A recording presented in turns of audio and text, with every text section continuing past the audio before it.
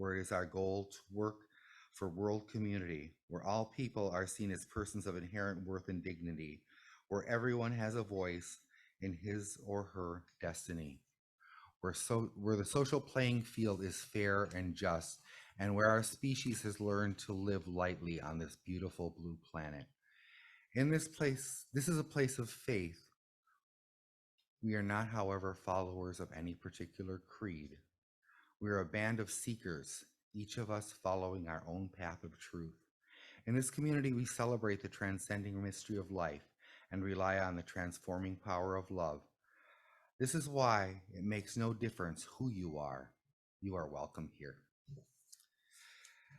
So this morning, we are doing another welcoming congregation service.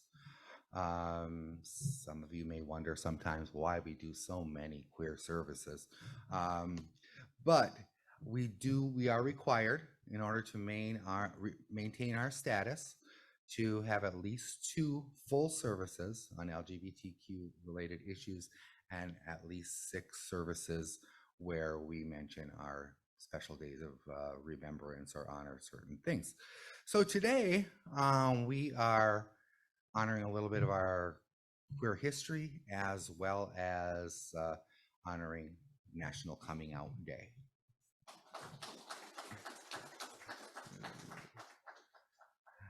All right, and now we'll sing the children out. Go now in peace, go now in peace. May the spirit of love surround you everywhere, everywhere you may go. All right, and now Beth has a reading for us from Tracy Crenshaw.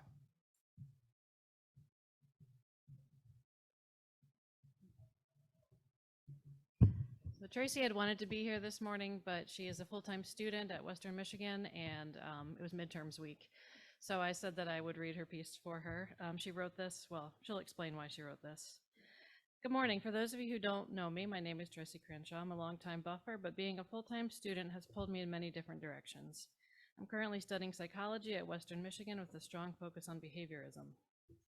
I'm going to talk about spiritual implications of Florida House Bill 1557 today, referencing a research paper I wrote during my sociology course this past summer. By spiritual, I am referring to the individual journey towards awareness of self, the exploration of a belief beyond the self, and connection between both these voyages. Florida's House Bill 1557 states that parents have rights over education of their children in regards to sexual orientation and gender identity. Children of all ages struggle with their identities during development, as defined and normalized by society. So removing education about sexual orientation and gender can be very detrimental to their well-being and healthy brain development, as well as it is an attack on democracy. Under the bill, a student will no longer have confidentiality when disclosing sexual orientation and gender identity. Specifically, Senator Dennis Baxley filed an amendment to the bill that would have obligated schools to tell parents when a child comes out as LGBTQ+ to an educator, but ended up withdrawing the amendment after backlash on social media. However, the wording of the original bill, as in the case of a 2021 Florida critical race theory bill, is still vague enough to prompt worry among educators and can still be interpreted as the student no longer having confidentiality. Governor DeSantis proposed the bill in 2021 to stop critical race theory being taught in schools. However, critical race theory is misunderstood as systemic racism, when Merriam-Webster defines it as a group of concepts, such as the idea that race is sociological rather than biological, used for examining the relationship between race and laws and legal institutions of a country, and especially the United States. Critical race theory is actually a legal movement, which challenges both the substance and style of conventional legal scholarship. Because of the obscure wording of the Florida bill banning critical race theory, schools removed any literature from curriculum and bookshelves that could potentially be considered critical race theory in order to avoid litigation from the law. Similar preemptive measures that were made with House Bill 1557. The view of those who support the bill favoring the protective rights of parents. The Florida government has spoken that parents should have a say. Other GOP lawmakers contend that topics such as sexual orientation and gender identity are sensitive and should be approached by parents, not the educational system. Those supporting the bill believe the fundamental rights of parents to oversee their children's upbringing is in their hands. However, those opposing it avow that the fundamental right of children is being threatened. I believe that the rights of children are more precarious and should be protected more than adults, as children's brains can't make adult decisions yet. Children are an oppressed group, and therefore their rights outside of the home are more important because they can be oppressed by the adults in their lives, especially the rights to privacy. Young people are exposed to many forms of emotional and physical abuse, deprivation, indoctrination, coercion, and validation by adults and adult institutions. According to Time magazine, this bill goes too far in protecting parental rights and is part of a larger movement of advocacy groups such as the Parental Rights Foundation and Moms for Liberty. The aim of the movement is to control what books are accessible for students, as well as the content of the curriculum, and effectively censor the resources students have access to. Censorship is a violation of the First Amendment of the U.S. Constitution and threatens freedom of speech not only in the U.S. but across the globe. Stripping away rights for children who identify as LGBTQ has so many consequences. For example, the bill ultimately sends the message that identifying as LGBTQ is inherently wrong, stigmatizing and marginalizing children who may realize their difference at a young age. This leads to social isolation and stigma that can be traumatizing for the spirit as well as the development of the child.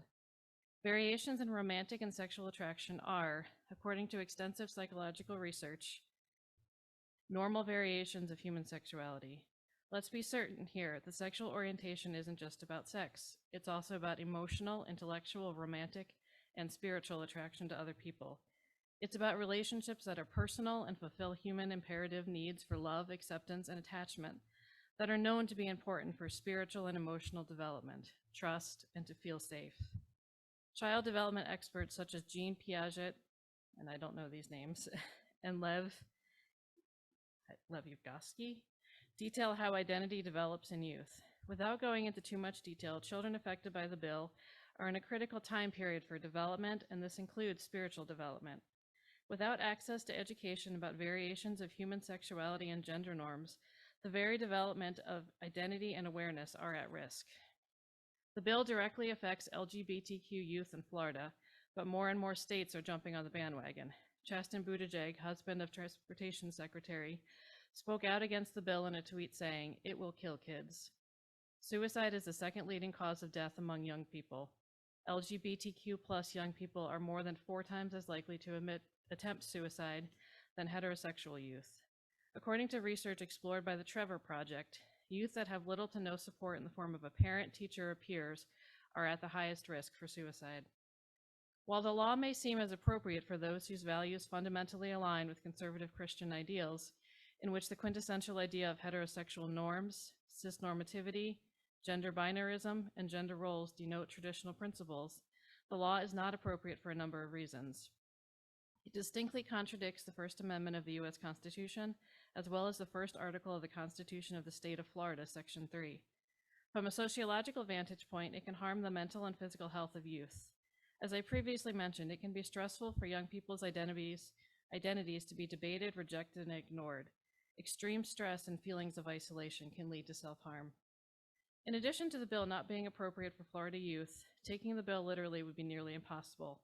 The exact wording of part of the bill is prohibits classroom discussions about sexual orientation or gender identity, but this would be difficult to implement.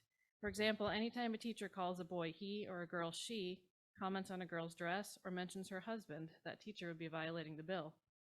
These are accepted gender expressions, but still technically fall under gender identity. Florida House Bill 1557 is detrimental. Topics around sexual orientation and gender identity should be normalized, not banned in schools. The earlier children are exposed to gender and sexual orientation differences, the better they can develop a strong identity and sense of self. The Florida bill directly challenges this essential part of development.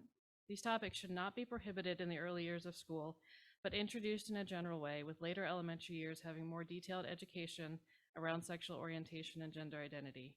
While the bill is dangerous to LGBTQ plus youth, it is difficult to define and is imposing more state regulations under the guise of expanding parental rights. The bill also limits educational opportunities. It censors diversity by promoting indoctrination in a narrowly defined idea of normal, and it invalidates the identities of LGBTQ plus students.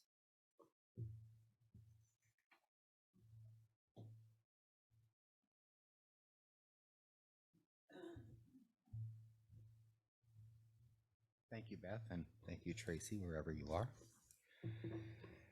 As queer people, we're required to have eyes in the back of our heads. Part of the exhausting and scary duality of being a queer American is while being out and living your life and pursuing your happiness, you are never at liberty to fully relax. You always have to be on your guard. As queer people, we have to develop a queer protective reflex. As we go out in the world, we come in contact with a variety of different races, different cultures, different beliefs. And we may have to put our queer guard up to navigate this world. There are many dangers that we have faced as individuals or as communities and continue to face. Most of us try not to dwell on some of these in order to feel secure and safe. In the environment I was raised, I learned to get my guard up early on. Not having a name for what I was, but knowing in a culture that I was in, anything different was looked on very negatively. And during my entire queer life, I very rarely let down my queer guard. Many people don't even know that I have one.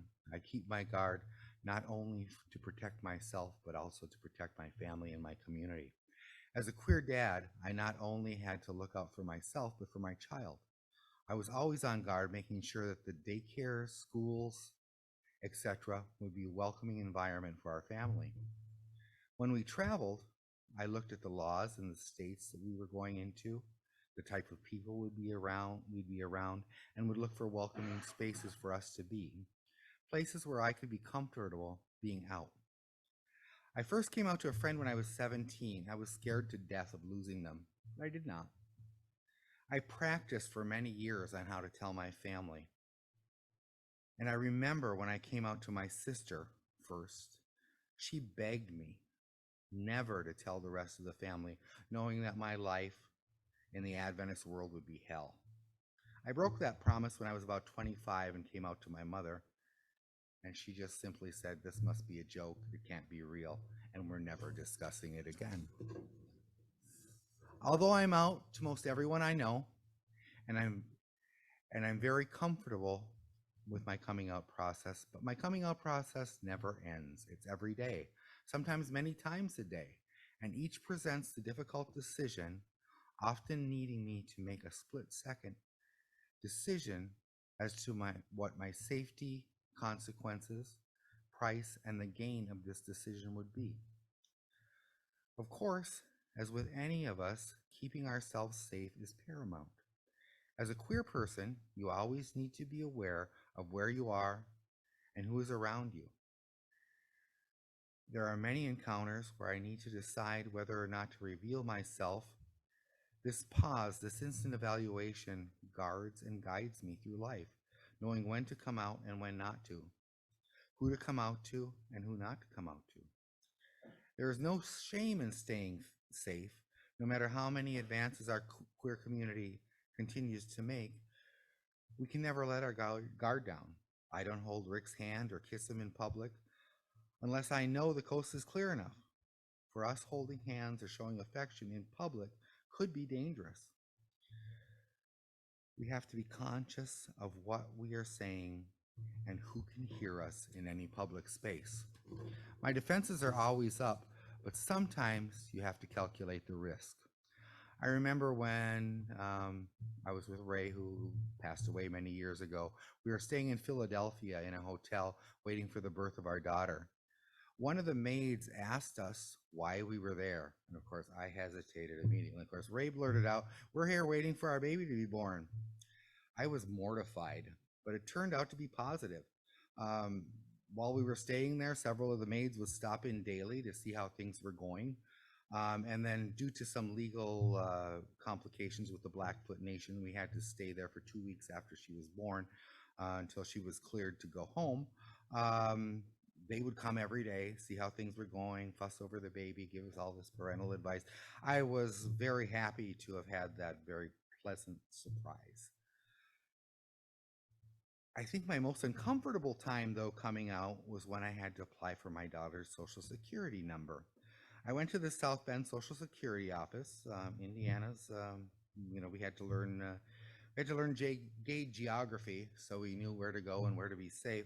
Um, of course, I had to, bring the paperwork. So I was called back, and I handed the gentleman the paperwork, which was the first two things on the pile were her birth certificate and her adoption decree. The only thing he looked at was the birth certificate, and he looked at me and he said, "Something's wrong here." He said, "There's two men's names on this birth certificate, and that's not valid." And I said, he said, "There's nowhere in this country where there's birth certificates like that." And I pointed out to him that in the state of Pennsylvania, they don't list mother and father, they list parent one and parent two. I was parent one and Ray was parent two. He didn't accept the document. He dismissed me, and that was back in a time where I accepted the rules of straight man's America. I went home, called the adoption lawyer, and the adoption lawyer said, "Just keep going back." So I went back again, and guess who I got again?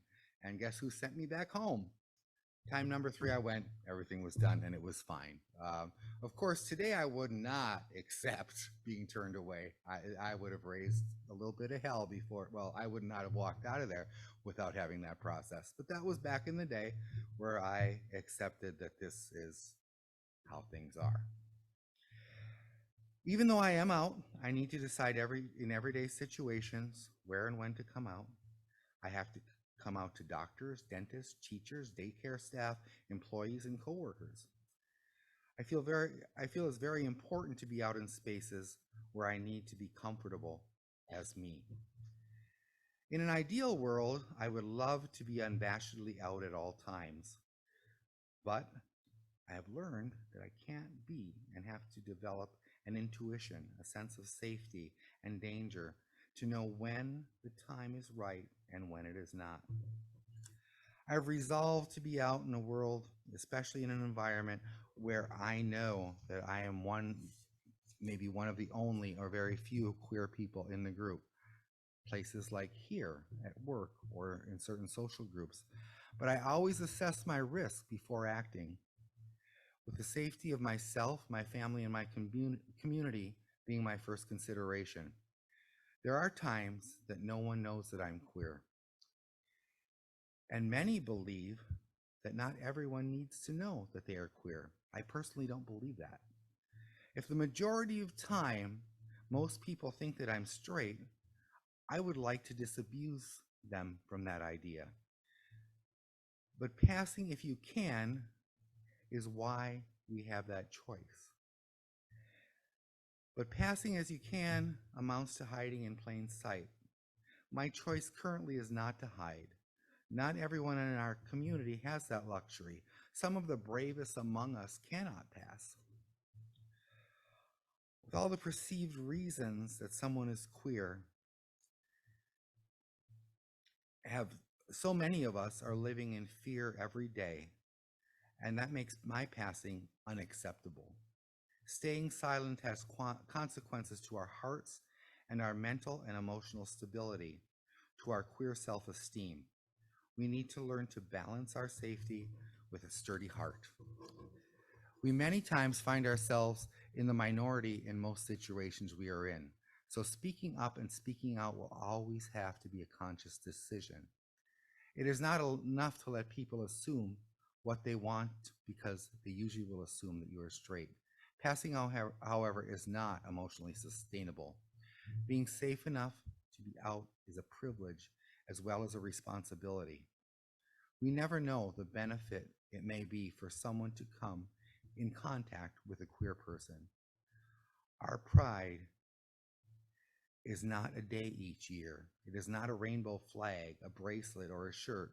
Pride is foremost our queer self-esteem. It is also our bond with everyone in the queer community everywhere. Pride is our unique way of letting people know that we are here, we belong in this world. If we can say that we are queer, we must not do so to make our own lives better, easier, more transparent, and authentic. We do so to clear the path for those of us who are not able to come out. For those people who live in places where freedom is not a given, or who do not feel safe in their own families, to make inroads in the straight world for them.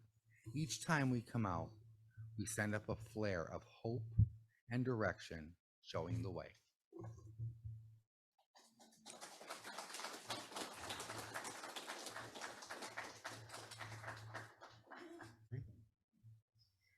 As we extinguish the chalice, we are reminded of the light extinguished whenever we disregard another's inherent worth and dignity, or our own.